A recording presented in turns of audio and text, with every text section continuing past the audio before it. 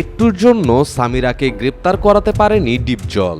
জানা গেছে সালমান শাহর খুনি ডনকে এয়ারপোর্ট থেকে ধরিয়ে দিয়েছিল এই ডিপজল।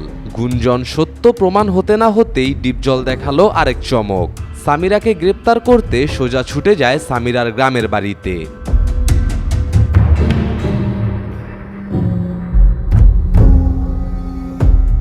সামিরার বাড়িতে গিয়ে জানতে পারে ঘন্টা কয়েক আগেই সামিরা ও তার পুরো পরিবার লাগেজপত্র নিয়ে এখান থেকে সরে গেছে। সামিরাকে গ্রেপ্তার করতে না পেরে আফসোস করছে ডিপজল। আফসোস নিয়েই ডিপজল সোজা ছুটে যায় থানায় এবং পুলিশের কাছে ক্ষমা চায়।